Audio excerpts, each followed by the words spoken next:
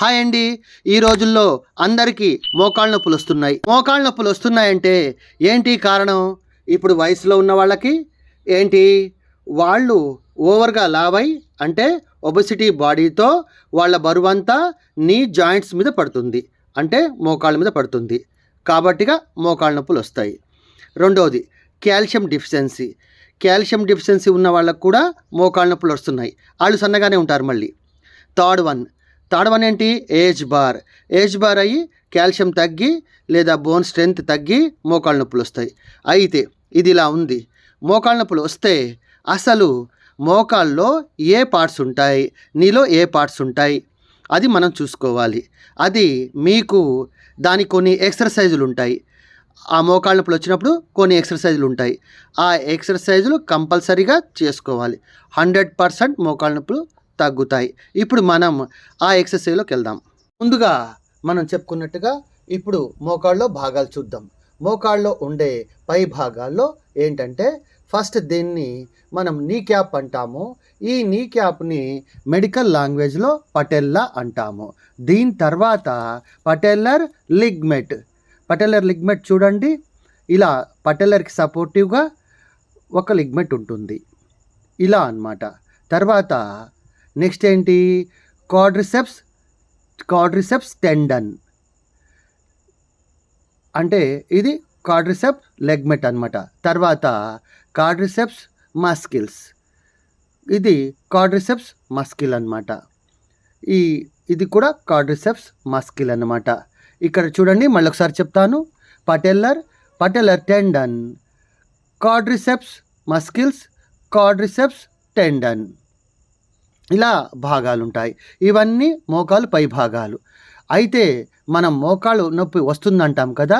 మోకాళ్ళ నొప్పి వస్తున్నప్పుడు కొంతమందికి పటెల్లాకి ఇటువైపు, తర్వాత లోపల వైపు వస్తుంది, కొంతమందికి పై వస్తుంది, కొంతమంది కింది వైపుకి వస్తుంది.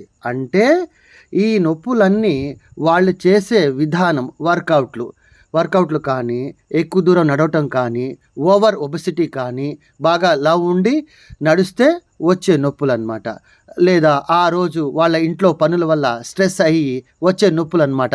కానీ ఈ నొప్పులన్నీ ఊరికినే వెళ్ళిపోతాయి. ఈ నొప్పులన్నీ దీర్ఘకాలికం కాదు.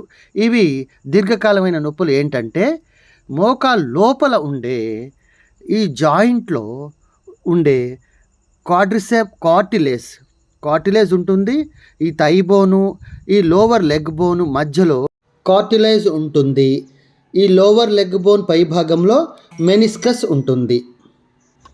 ఈ రెండు ముఖ్యంగా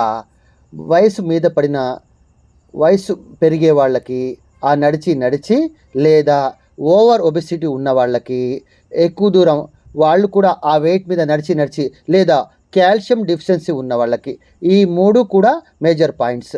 అప్పుడు ఆ మెనిస్కస్ అరిగిపోతుంది, అదేవిధంగా కార్టిలేజ్ అరిగిపోతుంది.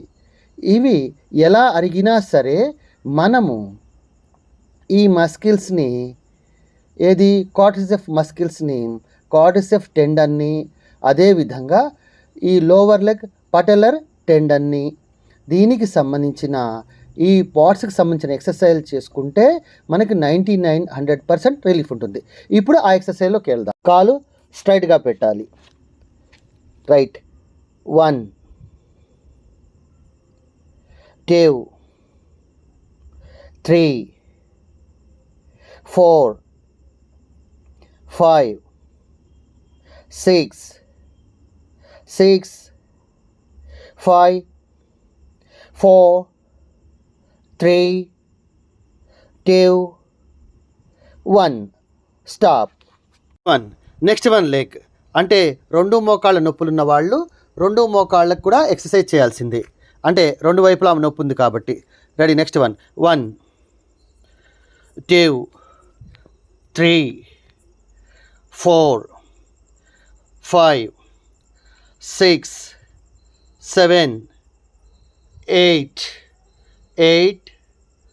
7 6 5 4 3 2 1 స్టాప్. ఇప్పుడు ఇక్కడ చూడండి, ఇక్కడ ఏంటంటే ఇలా లేపటం వల్ల, ఇలా ఈ విధంగా చేసిన ఎక్సర్సైజ్కి ఇది దేనికి సంబంధించింది, ఏ లెగ్మెంట్కి సంబంధించింది చూడండి. ఇది క్వాడ్రిసెప్స్ టెండన్కి సంబంధించింది. అదేవిధంగా నెక్స్ట్ పటెల్లర్ టెండన్కి సంబంధించిన ఎక్సర్సైజ్ అనమాట. ఇది మీరు డైలీ రోజువారీగా పెట్టుకొని 45 డేస్ వరకు చేసుకోవాలి. అప్పుడు మీకు ఈ మస్కిల్స్ స్ట్రాంగ్ అవుతాయి. నెక్స్ట్ వన్ క్వాడ్రిసెప్ మస్కిల్స్ని చూద్దాం. క్వాడ్రిసెప్ మస్కిల్ని ఎలా స్ట్రాంగ్ చేయాలో చూద్దాం. ఆ ఎక్సర్సైజ్లోకి వెళ్దాం. నెక్స్ట్ కాల్ మీద కాల్ పెట్టుకోమా. ఇప్పుడు ఈ లెగ్తో ఎక్సర్సైజ్ చేస్తాము. ఈ లెగ్ని ఫోర్స్గా లోపలికి నెడుతూ ఎట్ ద సేమ్ టైం ఈ లెగ్తో అదే ఆపోజిట్ ఫోర్స్లో ఈ లెగ్ని పైకి లేపుతాము. 1 2. ఇప్పుడు ఇక్కడ చూడండి, ఈ క్వాడ్రిసెప్ మస్కిల్స్ స్ట్రాంగ్ అవుతాయి. 3 4 5 6 7 8 7 6 5 4 3 2 1. ఇప్పుడు ఈ లెగ్తో ఎక్సర్సైజ్ చేసాము. ఆ లెగ్తో కూడా చేయాలి కాబట్టిగా ఈ లెగ్ని ఆ లెగ్ మీద పెట్టేసి ఎక్సర్సైజ్ చేస్తాము.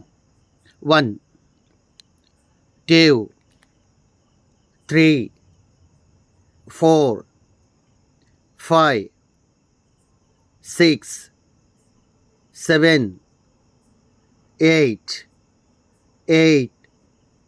7 6 5 4 3 2 1.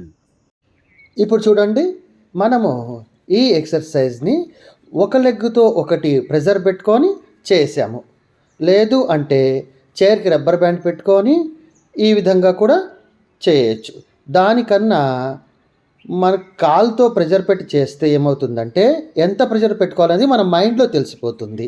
కాబట్టిగా అంత ప్రెజర్ మనం పెట్టుకొని చేయొచ్చు. అప్పుడు క్వాడ్రిసెప్ మస్కిల్స్ చాలా స్ట్రాంగ్ అవుతాయి. ఒక రోజులో కాదండి, మినిమం 45 డేస్ చేయాలి. మ్యాక్సిమం తగ్గే వరకు చేయాలి. అంటే దాదాపుగా 2 months 3 months వరకు చేసుకోవచ్చు.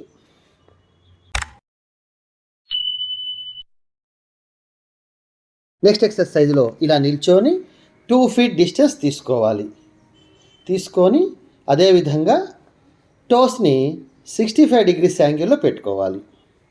తర్వాత స్క్వాట్ పొజిషన్కి వచ్చేసేయాలి. ఇలా వచ్చి హీలప్ చేయాలి.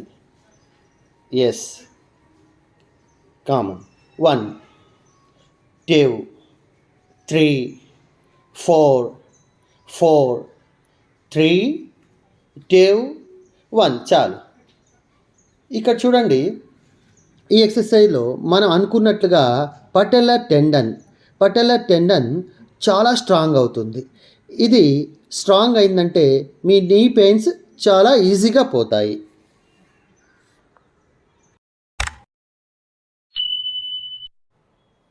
ఈ ఎక్సర్సైజ్లో 2 మోకాళ్ళు నిటారుగా పెట్టుకోవాలి. ఎక్కడ కూడా ఫోల్డ్ ఉండకూడదు. అదేవిధంగా అప్పర్ బాడీ కూడా స్టిఫ్గా పెట్టుకోవాలి. తర్వాత ఇప్పుడు మనం రైట్ లెగ్తో చేస్తాము. 1 2 3 4 5 6 7 8 7 6 5 4 3 2 1. అదేవిధంగా ఇప్పుడు మనము లెఫ్ట్ లెగ్తో చేస్తాం అన్నమాట. ఇది క్లాక్ వైజ్గా 1 2 3 4 5 6 7 8 7 6 5 4 3 2 1. ఇప్పుడు మళ్ళీ మనం రైట్ లెగ్ని ఇంతకుముందు క్లాక్ వైజ్ కదా, ఇప్పుడు యాంటీ క్లాక్ వైజ్. 1 2 3 4 5 6 7 8 8 7 6 5 4 3 2 1.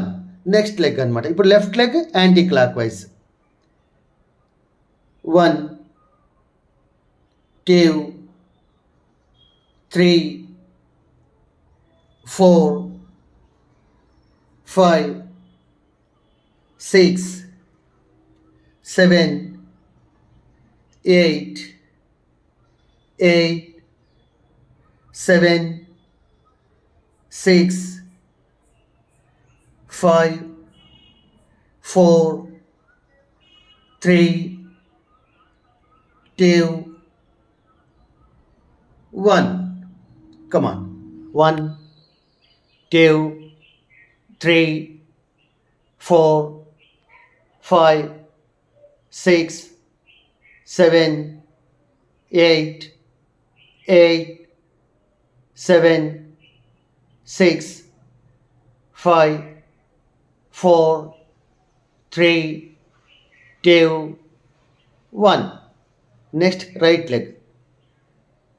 1 2 3 4 5 6 7 8 8 7 6 5 4 3 2 1.